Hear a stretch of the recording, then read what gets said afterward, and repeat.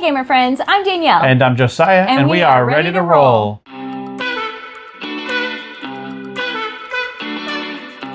Today's video is a continuation of the series that we're doing of great games that we've played from the BGG rankings. So we started off with our video that said like 5,000 and above, like the older, not older, some of them aren't older games. Not always. But they are ranked lower. Yep. And then we went on to, what was it? 1,000 to 490. 4,999. That's it. And then today we are doing 501 to 1,000. 501 to 1,000, that's yes.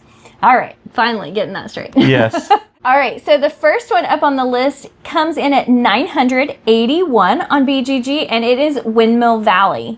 This game came out 2024, I think. I believe so. I think it was. So it's not been around for too long, but it is such a cute game. I really like it.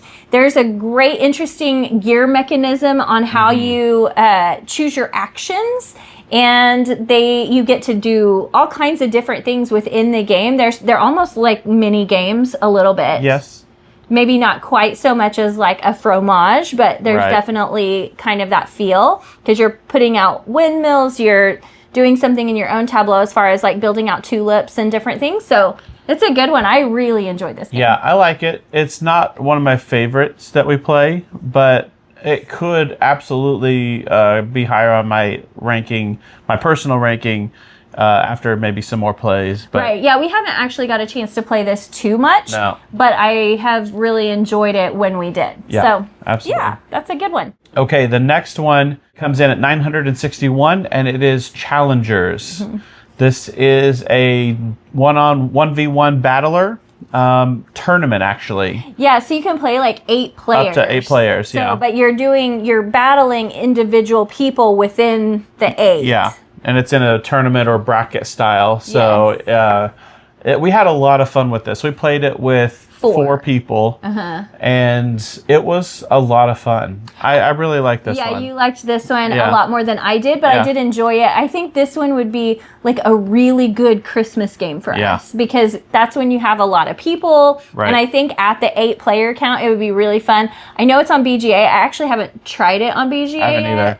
But we do have a lot of fun playing this game. Yeah, it's a good one. And the next one comes in at 939, and it is Parade. Love this card game. It's a good one. It's a really good one. It's set in the world of Alice in Wonderland, and the characters are in a parade, and you have to add cards to the parade, and based on what you add, you have to take cards from the parade, and you don't want cards. That's right.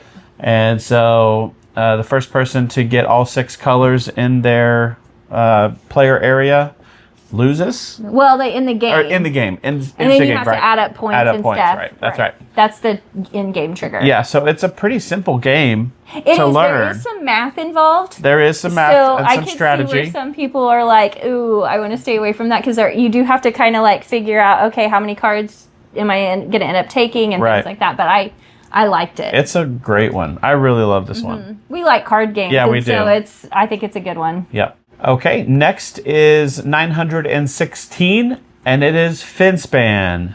Yeah, so this one is one that maybe isn't quite fair yet because it was released in 2025, and so there's not near as many people who have played it and been able to rank it on BGG, and so we'll see where it ends up settling in. But as of right now, it was 916. Yeah, I have a feeling it's going to go up. I think it will because I think it's going to appeal to a lot of people. Yeah. But I would say that because it's the lighter of the span games, BGG does tend to gravitate toward heavier games. So it may not make it to like Wormspan or Wingspan status, but I don't know that for sure. Yeah. It is, if you're going to introduce someone to the Span universe, this is the best one to do it with. Yeah, I agree. Yeah, easily. So it is, and it's fun. I think there's enough to the game that it still is interesting. You're making interesting choices. We have played it at 2 player and we played it at 5 players. Right. And I will say the 5 player game went just a touch long because you're having to wait for everybody to take their turn and there's not a ton of player interaction. Yeah. And so you're just kind of waiting, but the turns are pretty quick, so you're not waiting a long time.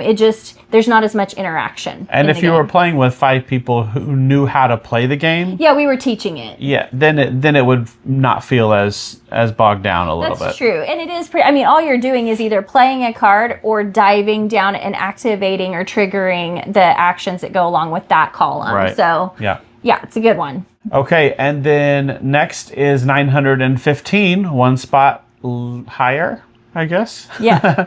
And it is Flip 7. This is another card game, and it's basically just a pure gambling game. It is. It's so similar to blackjack in that you like stay And hit. or hit me. Yeah. And you can bust. You can bust, yeah. So that's the like press your luck or push your luck. Yeah. The idea is to try and get 7 different cards without getting a duplicate. Right. This game was just nominated for the Spiel. Oh, a Spiel Award? Yeah, I'm trying to remember what one it is. I get them confused sometimes, but anyway, yeah, it was just nominated. They usually nominate some of the lighter games. Yeah. And this was just nominated. So I'm thinking it's going to be really popular and go up because of that. Oh yeah, I love it. I have such a great time when I play this game. Yeah. It's not there's not a lot to it. No. It's fast and snappy and quick games, but I don't know, there's just I'm a natural gambler. Yes. Right? And so it just speaks to me, of wanting to I can get one more card. I can just one more time. Hit me one more time. I can get there, I promise. Yes. It was really hard for me not to sing Britney Spears just then. Anyway. Yeah. This one is good because you can play it with literally anybody, and there is a very low barrier to entry on this game. And so that is what I think appeals to a lot of people.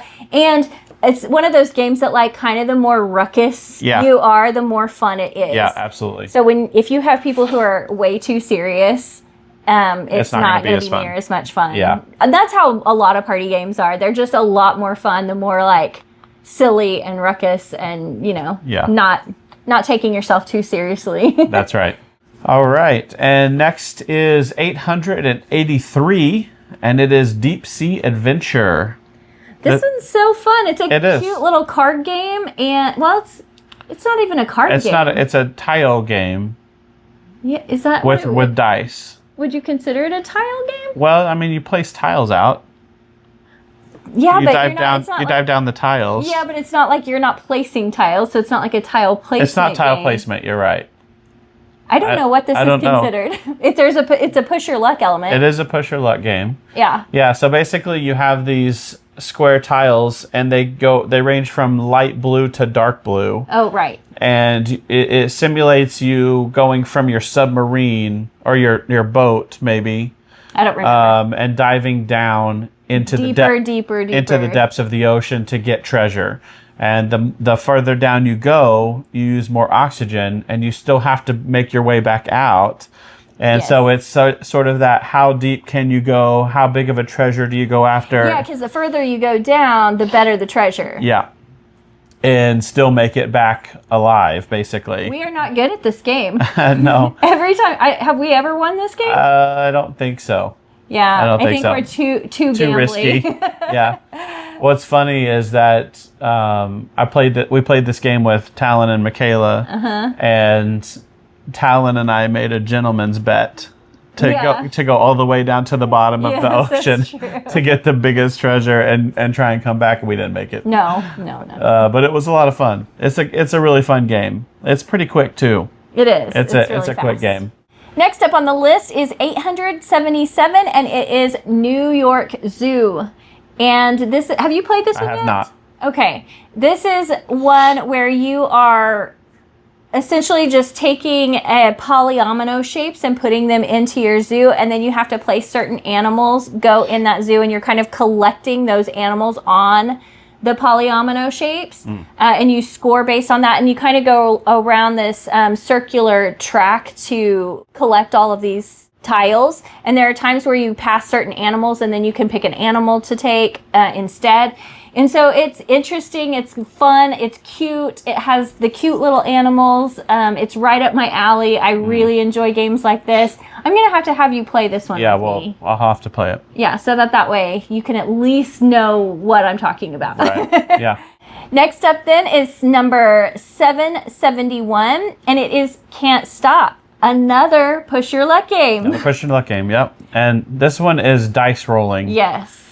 It's really fun. I really want to play this one a lot more. Yes, me too. So that I can really kind of wrap my head around it and really get into the gambling aspect of it. Because I've only played it like 2 times maybe. Yeah, I think so. And I really need to and it's only been on BGA. Right, and turn-based. So you're like turn-based, kind yeah. of doing other things and coming back to it and like, oh, what were we doing? Yeah. So Yeah. that makes sense. Yeah. I've heard that this one can get really addicting. Yes. So, Well, you roll dice, and then depending on what numbers you roll, that's where you can put your little tokens. Yep. And you can choose every time to either keep rolling dice or to stop. yeah. And if you keep rolling dice, as long as you roll one of the numbers that your token is on, you get to go up the track, and you have to get up so many tracks to win the game. Yeah. However, that's a lot easier said than done, because once you roll and none of your numbers are involved, you bust and you're cleared out and you have Yeah. to start all over. And so it definitely is push your luck. If you It like is. push your luck, this is a big push your luck game. Yeah. I really like it. I think this one would be a really good one to bring to game night with my parents. Oh, yeah. Because they like the gambling stuff. Yeah. It's dice rolling. I just think they would really enjoy this one. Absolutely. Yeah. Okay, next is 759, and it is Adventures of Robin Hood. This one has a lot of nostalgia for us. Yes. We bought this when the girls still lived at home, Yep.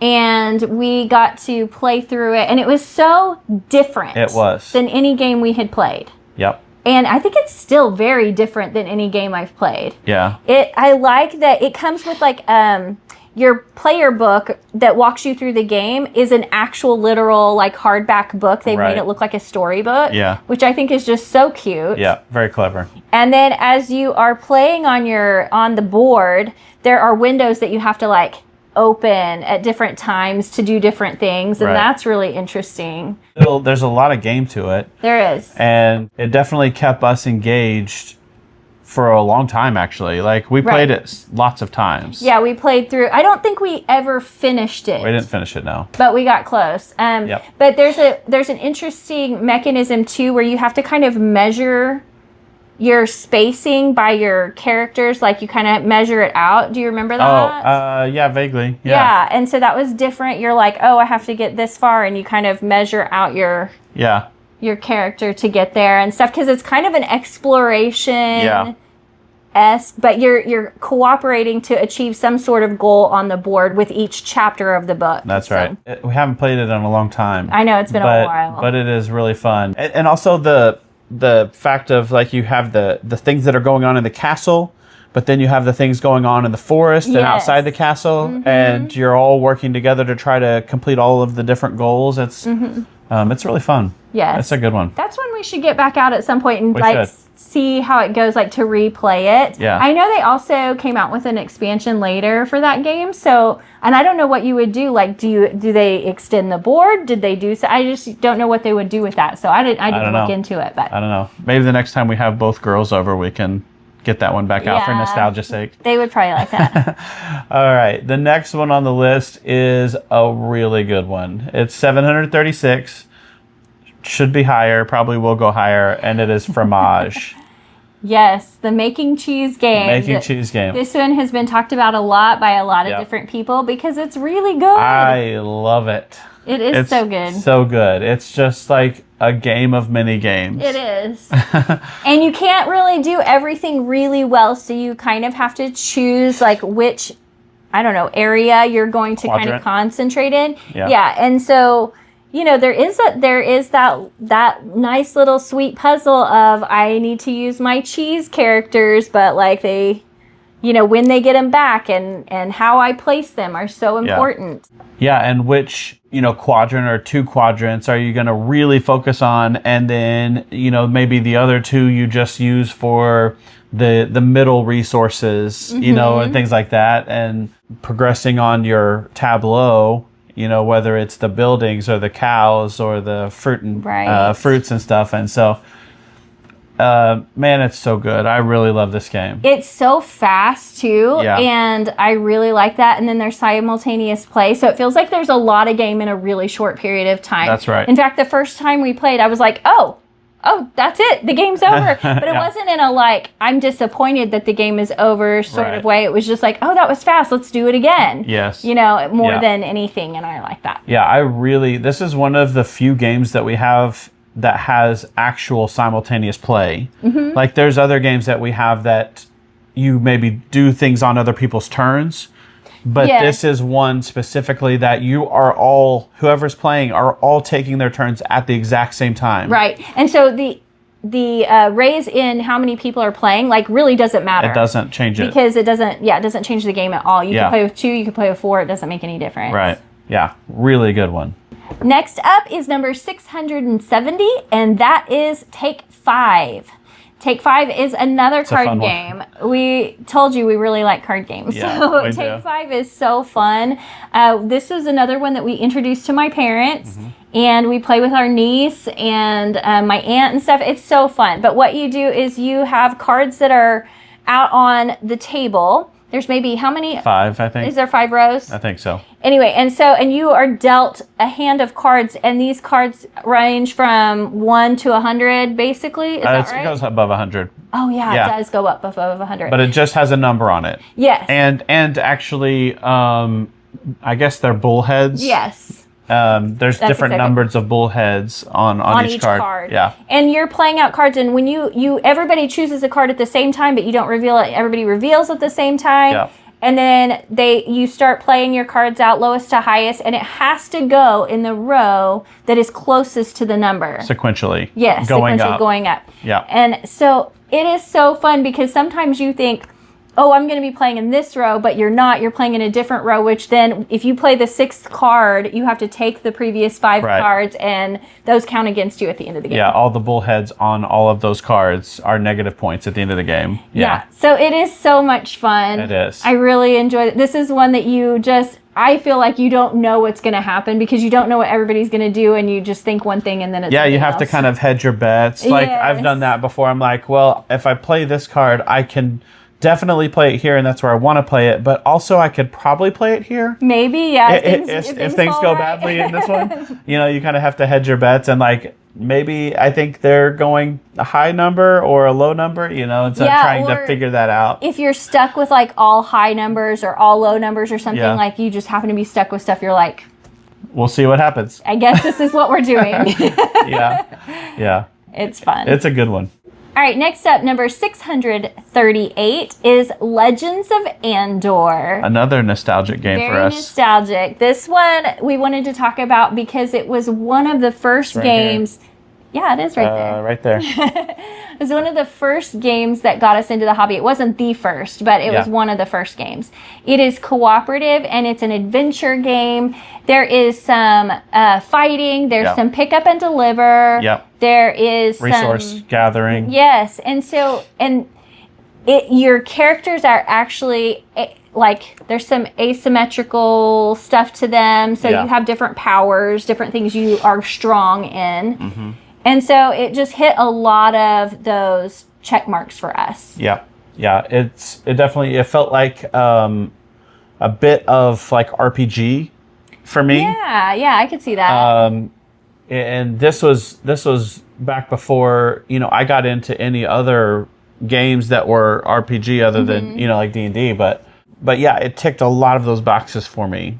And I love adventure games a lot, kind of in the legacy mode or Right, campaign style games. I really like those, and this feels like that, even though it's not really a campaign game. Well, it is. I mean, you're going through that story. Remember Yeah. with the cards, Yeah. like it has like a certain barrier that once you cross it, you have to reveal the next card and reveal the next card in the story. Yeah, and that's so true. you have a certain time frame that you have to finish everything in. Yeah. And you only have a certain number of days that you do it, and you're like, every move, every action that you take is ticking away your time. Yeah, that's right.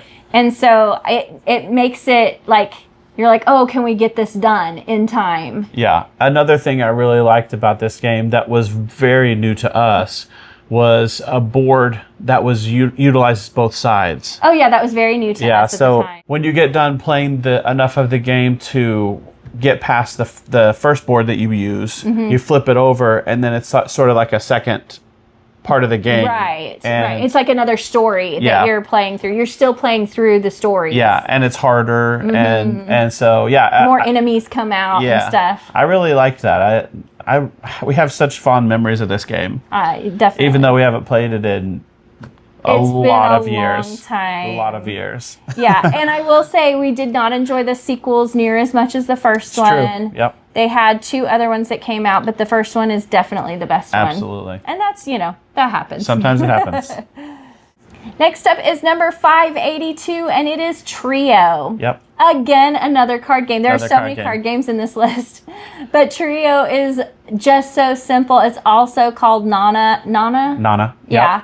It's the same game, but you have to collect 3 of a kind. And you do that by asking other players, let me see your high card or your low card. And you can ask one or the other, Mm-hmm. and they reveal that to you. And then you ask somebody else. And if you get 2 of a kind, you get to try for a third. And if you get 3, you get that set. You get that set, which is a point. And then whenever you get 3 sets, you win the game. Or if you get... You win the round, not the game. I think it's the game. Is it the round? I think it's the round. Because you have to get a certain number. I think it's 3 rounds or something like that, isn't it? I don't think so. Oh, okay. Maybe that's how we played it. I don't know. I don't remember. You go look up the official rules. You guys can tell us. But anyway, once you have 3 sets of 3, 3 sets of 3, Yeah. then you win. Or you can have 3 sevens, and if you get 3 sevens, you automatically win. Yeah. So it has been a blast. We have enjoyed it. This one is hard because it is a memory game. It is, yeah. You have to remember what people had, and then there's a few cards in the 6. middle, 6 cards in the middle. Yep. And if you can flip those over at different times, and you have to remember what's in there. Yeah. And if you play consecutive games, it gets harder because you can't remember if that was that on the previous game or is that on this game? I don't remember. Yeah, that's the thing that we found to be the most consistent thing was the first game you play, you do okay. Yes. Right? But when you get to like the third or the fourth game that you're playing, you're like, was that the 6 from the last game? Or the one before that? Or this game? I can't Right. remember. And So so hard. it gets confusing and Yeah, but most games get easier the more you play, and this Yeah. one gets harder the more you play. That's right. Yeah. But it's so much fun. We have such a good time with this. For sure. Okay, number 571 is Gnar. This is a Viking card game, another card game. Yes. And it's another really good one. I love it. Yeah, you have to collect certain colors. You can use them to do Mm-hmm. different things throughout. You're going up a track of I can't remember what they call it. Is it like a prosperity track or prestige? Maybe something like that. Yes, Yeah. and so you're trying to get up the prestige track and then earn victory points as you go. Right. Viking themed. You're sending Vikings on these adventures to other lands and other places. Yeah, we really need to get this one out because Yeah. it's real short It is. and easy to learn, easy Yeah. to play. Like, this is a quick one. This is a great one to have, like, if you've played a long game and then you just want Need like a another refresher. another little game. This is a good one to do that with. Palate cleanser, as they say. Palate cleanser. Yeah. Yeah, but anyway, it is a lot of fun. I really like this one a lot. Okay, next is 567, and it is Potion Explosion. I was actually surprised to see this one down so low on the BGG list because it's been Yeah. around for a while. And so I guess maybe it just wasn't very it's popular. a very light It is. sort of filler game. That's probably why. Yeah, that's probably why. But I really like it. It's so fun. For what it does for me. Yes. I've said this a couple times before in videos, but it fills a very specific gap for me in gaming where I only have, 5 or 10 minutes and I want to go play a game, or whatever, and I can go, especially turn-based, because we've on only BGA on BGA we've specifically. only played it on BGA, but I can go on BGA, I can take my turn, and it takes me a minute or two, so I literally only need a couple minutes to go take my turn with this game. And Well, and it's hard to do that with like, heavy games because you're trying to figure out where was I, what was my train of thought, what was I doing, Yeah. and you have to kind of study the board for a minute, like what did people do on their turns? But this is one that you don't really have to do that at all. That's right. You're just like, what's the best potion explosion I can make to fill my jars? The end. That's it. Yes. Yeah. And to earn the most points. Yeah. And So it's not a game that I'm going to play a lot. But it does fill a very specific gap for me, and I really have a lot of fun when I play it. it's really cute, really fun. Yeah. I like it too. Yeah. Next up is number 565, and it is Aquatica. Aquatica is one of those games that I definitely like more than you do. Absolutely. But it is so good. I am convinced that you would like it more if we played it now. Maybe. I could be wrong about that, Yeah. but I think you would. Because it's very much an engine builder game. Right. And I love engine builders. And he likes them, but he doesn't like them like I do. Right. And so I think that this is one that you just have to build up to have these really big, impactful turns later Yeah. in the game. And so you are going out and searching these cities, basically these locations, and you're getting them and you're putting them in your little holder, and you can slide these cards up, which is really neat. And then if I trigger something, I can slide this card up, which triggers another action, and then I can do this, and I can flip over my mana rays. Are they mana rays? Yeah, mana rays. Yep. And they give me a bonus, and so I really enjoy this. The theme is fine. It's like kind of Mermaid, sort of. Yeah. It's like sea creatures, Sea but creatures, yeah. fantasy sea creatures. And so that's fine. Yeah. It's whatever for me, but I really like the actual mechanics of this game. Yeah. It's really fun. I love the theme of this game a lot more than you do, Yes. but you like the actual gameplay a lot more than I do. Right. Yeah. Yeah, I mean, it's no secret to anyone who watches the channel or knows us. You're a lot better at engine building than I am. Yeah. Yeah, I enjoy my it brain a lot. doesn't work as well with those games, but I still enjoy them. It's not something I don't enjoy, but I'm just not as good at it. Yeah. Which makes you not like the game as much because you want to be good at it. Maybe. Yeah. I understand. I'd Yeah. be the same way. Yeah. Next up is 554, and this is Tales to Amaze. It's actually Unmatched Tales to Amaze. Yeah. So this is the cooperative version of Unmatched. And so you get to choose a character and you choose one of the baddies that you're fighting. Yep. I think you can choose any unmatched character to play, but the baddies kind of have to be specific to the cooperative nature of the game because Yeah. there's certain things that they do to make it cooperative. Right. But you can pick any of the unmatched sets and play the characters. But anyway, it is really fun. You are working together in the unmatched system, so you're playing these cards and battling out and trying to Maneuver. yes. Kill the baddie. Get Yeah. rid of the baddies. Yeah. And this is really hard. It's really hard. This is one of those cooperative games that I think is really hard. It is. It is. We actually have not won it, I don't think. Have we not? I don't think we've won this one yet. Yeah, we may not. We've played it a lot because I kept Yeah. trying to we're gonna win this Yeah. game. And we thought, I think we were fighting Mothman. Yes, Is that well, right? we have Or fought. Mothra? we've What is that? I can't remember. We fought both of the ones that it comes with. Yeah. Is it two? Yeah, because there's several I minions. think it's two. Yeah. Two main ones and bosses, then yeah. several minions. Yeah, we fought both of them, but yes, Yeah. there was one that we were trying to. We're like, we're gonna do this one. We're gonna beat it, and we haven't yet. So it's pretty hard. But I really want to, it makes me want to do the Teenage Mutant Ninja Turtle because it's going to be the cooperative version too. And I think that's going to be really fun. So. I cannot wait for that. Like, that just takes me back to my high school days and my middle school days. Yes. That's so much nostalgia. But, well, that's for another video. Yeah, for sure. All right. Number 534 is another card game. What? And it's No Thanks.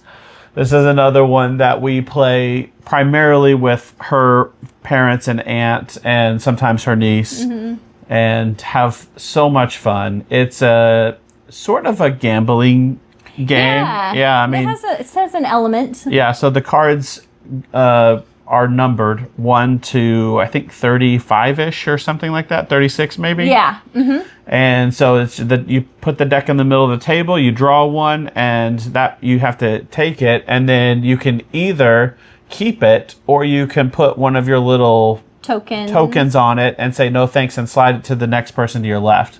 And then they can either keep it and get that token, which is a point at the end of the game, or they can put their token on it, adding to it, and say no thanks and slide it to the next person. Yeah, because each card is actually negative points right. for you. So you have to decide what cards you're going to end up taking because you can't pass on all of them. You'll run out of tokens. And if you run out of tokens, you have to take cards that come to you. That's right. And so you would rather choose which cards come to you. Right.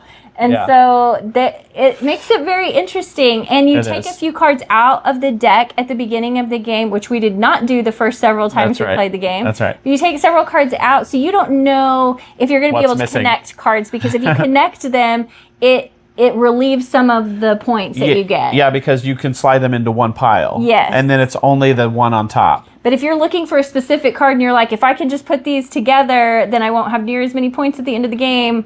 And that card is one that was taken out. May or may not be in the deck. That's right. Yeah. So you're taking chances. It's a lot of fun. Also, there's a strategy that I've tried a couple of times. It hasn't worked, I don't think, yet, really. But I'll get a high card, like a 34, like one of the highest cards in the deck.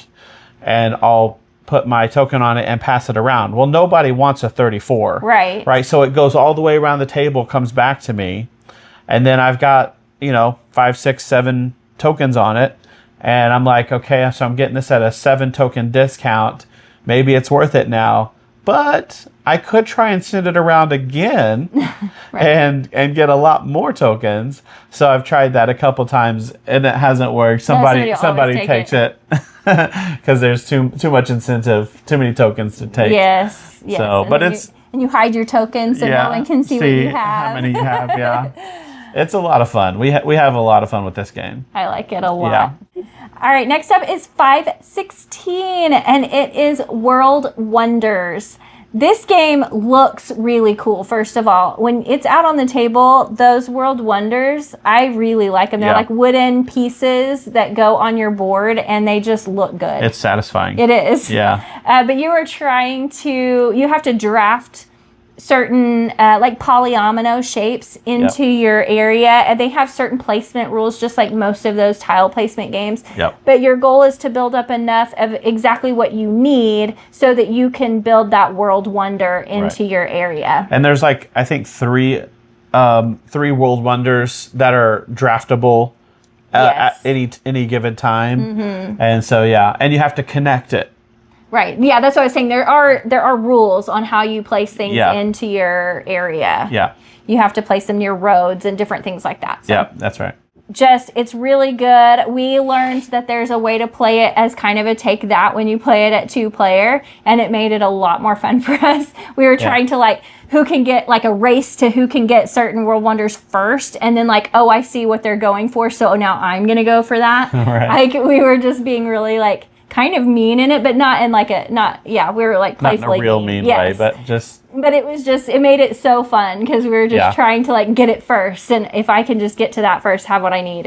It just changed the game for us, and we had a great time with it. It's a lot of fun. It's a good one. And last but certainly not least is number 511. It is Bomb Busters, and this one was also nominated for a Spiel. So it is a cooperative deduction game, and you are trying to not cut the red wire but diffuse the bombs. You guys are bomb diffusers, and you're trying to work out where the red wire is so that you do not cut it. You don't want it to go boom. No, that would be bad. And this is one that we've talked about it recently because it's a fairly new game to us, but he didn't get to really like sit down and play it. So he was like, I don't really want to give a good review, but I absolutely had a blast with this one, and it makes me want to get this one back out. I really want to play this again because I loved it, and I want to go through more scenarios of this one.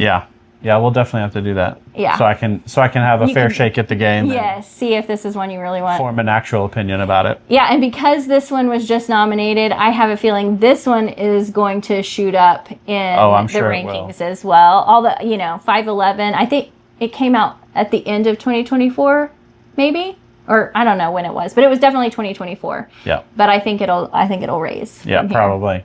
That is it. That's it. Those are some great games. Ranked 501 to 1,000 on BGG. That gets us to 500. It does. Yeah, so we're going to keep going with these lists and maybe have maybe 10 of for each set of 100, maybe something like that. Yeah. We'll pick out some games that we really enjoy playing from those, and you guys can let us know what you like from those. That's right. If you enjoyed this video, please like and subscribe. And like she said, tell us down below in the comments what was your favorite game that we talked about today. We would love to hear about it, or if you have other suggestions of games in that range, we want to hear about that too. Oh yeah, that's a good idea. Yeah. Because there's probably some gems that we don't know about. That's right. All right, thanks for watching. We'll see you next time. Bye. Bye.